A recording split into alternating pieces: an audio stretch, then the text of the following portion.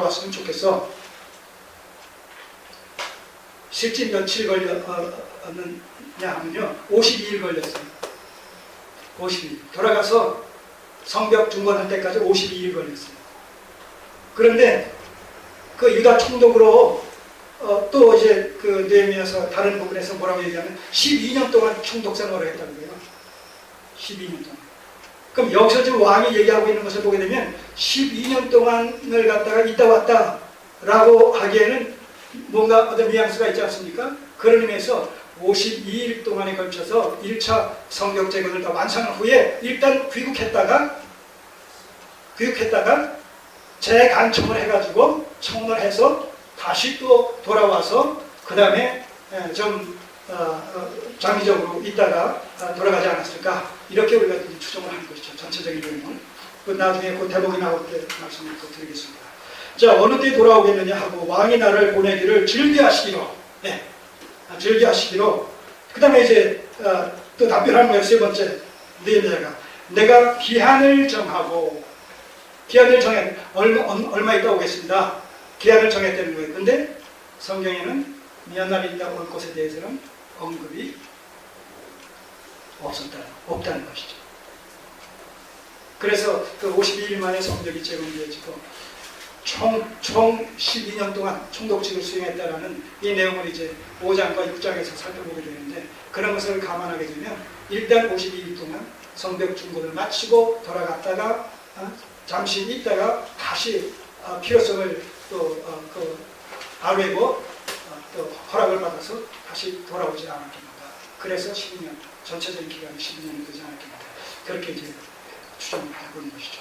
어쨌든 여기서 그 기한이 얼마에 대해서는 정확하게 답변을 하지 않았어요. 기한을 정하고 이야기는 했는데 여기 기록은 하지 않았다는 것이죠. 그리고 7절, 내가 또 왕에게 아뢰되, 자 이제 상황이 이렇게 됐으니까 이제 뭐예요? 이때 허락한 것이나 다름없잖아요. 그러니까 거기에 플러스 알파를 갖다가 요구하는 거예요. 이제 플러스 알파를. 그 내용이 뭐냐? 또 내가 왕에게 아뢰되 왕이 만일 즐겨하시거든. 이것도 또 그 감정을 조금 더 상하지 않게 하려는 용의주도한 이런 그 느헤미야의 이런 지혜를 여기서 우리가 엿보게 되는 것이죠.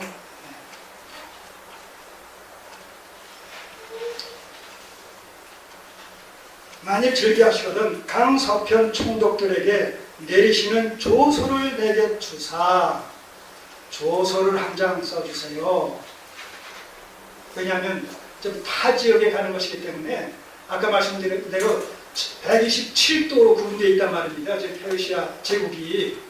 그러니까 타 지역으로 가게 되면 거기에 총독들이, 관할 총독들이 다 따로 있기 때문에 뭔가 허락을 받아야 되는 문제가 나와요. 그러니까 왕의 조서를 지청을 하게 되면 어떻게 되겠어요?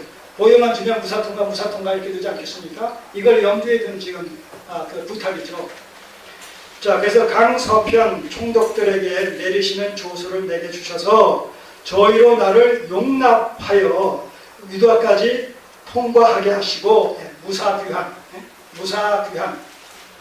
통과하도록 조서를 주시고, 그 다음에 좀 더 구체적인 내용, 또 왕의 삼림 감독, 살림을 감독하는 아삽에게 조서를 내리사 서로 전에 속한 영문의 문과 성곽과 나의 거할 집을 위하여 들보 제목을 주게 하옵소서.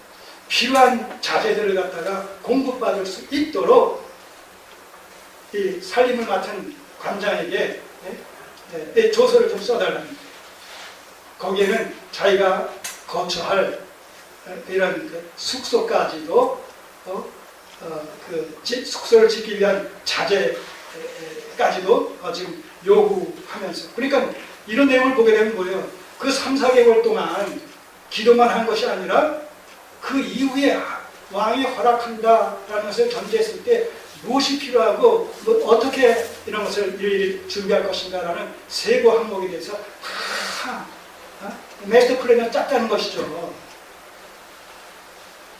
그러니까 이렇게 즉각 요점을 정리해서 필요한 것을 얘기할 수 있었다는 거예요. 자, 그렇게 돼서 어떻게 됐어요? 제목을 주게 하옵소서 하매 내 하나님의 선하신 손이 나를 도우심으로, 이게 결정타죠. 배후에서 이 하나님의 보이지 않는 손이 이 모든 일에 관여하셨다는 거예요. 개입하셨다는 거예요. 그러니까 하나님의 도우심이 없이는 그 어떤 것도 이루어질 수 없는 것이죠. 이 일을 행하시는 여호와, 그것을 지어 성취하시는 여호와, 그 이름을 영원하는 자가 이같이 이루며 내게 부르짖으라 내가 네 이름을 부르리라. 네가 알지 못하는 큰 일이라는 일은 너희 보이리라. 사람이 그 마음에 계획할지라도 그 길을, 그 걸음을 인도하시는 분은 하나님이시다는 얘기예요. 하나님의 구속사도 마찬가지예요. 세속사도 마찬가지예요. 세속사는 구속사에 의존되어 있기 때문에 당연히. 자, 근데 이 하나님이 누구예요? 또 다시 얘기하지만 우리가 감히 아버지라 부를 수 있고 그 하나님께서 우리를 자녀라 불러주시는 나의 모든 즐거움이 저에게 있다, 저에게. 우리에게 있다는 거, 우리 각자에게. 그러니 우리가 이 땅에서 얼마나 하나님 앞에 존귀한 자들이냐, 이렇게 말씀하고 계시단 말이죠. 자, 이 하나님을 우리가 좀 더 새롭게, 새로운 관점에서 인식을 하고, 이해를 하고, 그 관계를 정립시키고, 그리고 신화시켜야 되겠다는 것이죠. 남이 아닌 남이, 하나님이 남이 아니시라는 것이죠. 언약의 핵심 주제가 뭐예요? 나는 너의 하나님이 되고 너는 내 백성이 된다는 거예요. 내 자녀가 된다는 거예요. 이 관계, 하나님 나라에서 하나님과 백성과의 관계, 이것이 언약의 포인트죠. 정말 이 하나님을 나의 아버지라, 나의 하나님이라 믿고 확신하면서 늘 그분과 동행하는 삶을 살아간다라고 했을 때 무서울 것이, 염려할 것이 아무것도 없다는 것이죠. 정말 이 하나님이 우리 모두에게 있어서 살아계신 하나님, 역사의 주관자 받으신 하나님으로 그렇게 다가올 수 있기를 정말 간절히 소망합니다. 피차를. 자, 이 모든 과정에 하나님께서 함께 하셨다는 사실을 이 한 말씀을 또 기록한 것을 통해서 이 느헤미야 저자는 강조하고 있는 거예요. 내 하나님의 선한 손이 나를 도우심으로 왕이 허락하고, 이 왕이 허락한 것이 자기 마음이 아니라는 것이죠. 느헤미야의 기도의 응답이라는 거예요. 하나님의 절대 주권적인 섭리 역사의 결과라는 거예요. 그래서 군대 장관과 마병을 보내요. 네. 자, 에스라는 어떤 이 정치적인 성격을 띈 것이 아니었어요. 그러나 이 느헤미야의 귀하는 상당히 정치적인 성격을 띠고 있는 것을 보아요. 왜냐하면 총독으로 임명을 했기 때문에 유대 땅에 그를 보호하기 위해서 지금 뭐예요? 군대 장관과 마병이 거기 에스코트를 하는 거예요. 다시 말해서 보호를 하는 거예요. 성격이 좀 다르다는 것이죠. 군대 장관과 마병을 보내어 나와 함께 하게 하시기로 내가 강 서편에 있는 총독들에게 이르러서 왕의 조서를 전했던 거예요. 이제 그랬더니 어떤 그 현상들이 나타나느냐? 호론 사람 사말랏과 종되었던 암몬 사람 도비아가 이게 그 전에도 그 방에 있었던 이런 그 무리들을 얘기하는 거예요. 이스라엘 자손을 흥왕케 하려는 사람이 왔다 함을 듣고 심히 근심하더라. 근심. 전에는 그 조서에 의해서 아닥사스다 통치 초기에 그 허락지 않는다라는 그런 조서를 가지고 심히 괴롭혀 왔는데 이제는 느헤미야가 총독 자격으로 왔으니까 과거에는 유다가 이제 사마리아의 관할하에 있었는데 이제는 독립된 이런 그 총독을 파견한 셈이 됐기 때문에 자칫 잘못하면 이 사마리아의 어떤 그 정치적인 입지가 유다에 밀릴 수가 있는 이런 어떤 상황도 가능성이 있다라는 것을 말미암아서 지금 이들이 상당히 염려를 하고 근심을 하고 또 심지어는 격분을 하는 이런 모습을 보게 됩니다. 자, 그런 의미에서 지금 이들이 이런 태도를 보이는 것은 개인적인 어떤 감정 또 단순히 자기의 어떤 그 위치, 자리가 위협을 받는다는 현실적인, 현상적인 어떤 문제 관점에서 우리가 볼 것이 아니라 바로 이 성벽이, 예루살렘 성벽이 중건된다라는 것이 어떤 의미를 갖느냐, 구속사적인 의미를 갖느냐라고 했을 때, 이미 성전은 중건됐어요, 안 됐어요? 성전 중건됐잖아요.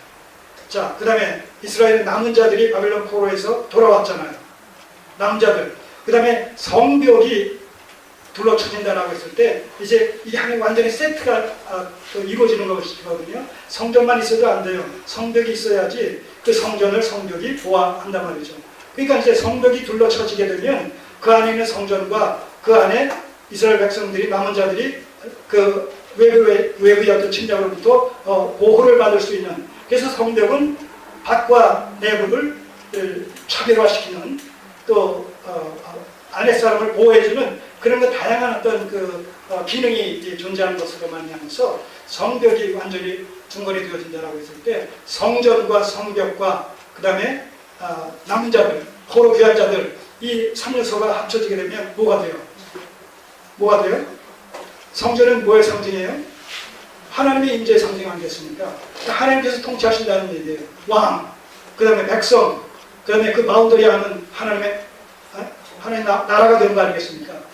그 땅이 되는 거 아니겠어요? 그러니까 이 하나님 나라의 3요소, 하나님의 나라, 명실상부한 하나님의 나라가 건립되어지는 그런 의미가 성립이 되어지는 거예요. 그래서 단순히 이 성벽을 중건한다는 것은 포로 귀한 자들을 이방인들로부터 보호한다는 그런 지역적인 그 의미뿐만 아니라 보다 본질적인 의미에서는 그 자체가 상징하고 있는 미래지향적인 하나님의 나라가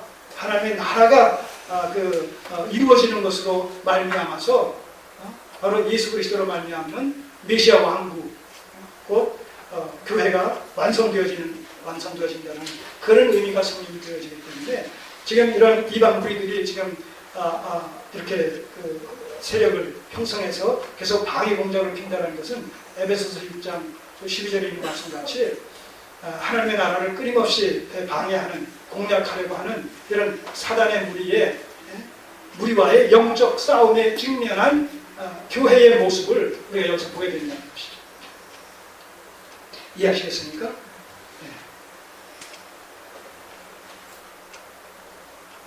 자, 그런 의미에서 이제 이 성벽이 중건됨으로 말미암아 성전과 하나님의 백성들과 이 성벽으로 이어지는 이런 3요소의 조화와 균형으로 말미암아 하나님의 나라가 세워진다라는 사실은 곧 그 실체된 그리스도 안에서 이루어질 미래의 메시아 왕국, 오늘 우리는 이미 그 예비적인 왕국에 들어와 있는 것이지만 이 미래지향적인 교회의 완성된 교회에 대한 하나의 전신이고 하나의 태동이라는 그런 의미가 여기 담겨 있다는 것이죠.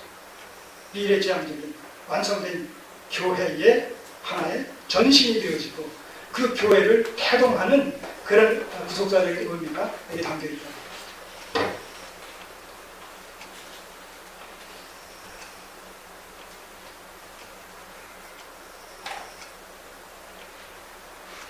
다시 한번 정리합니다.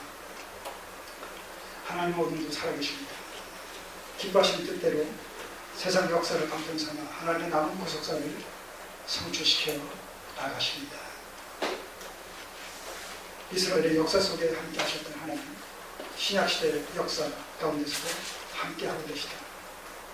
이걸 포괄적인 의미로만 생각하지 마시고 그렇게 해서 이스라엘 역사 속에서 필요에 따라 한 사람 한 사람을 기뻐하시는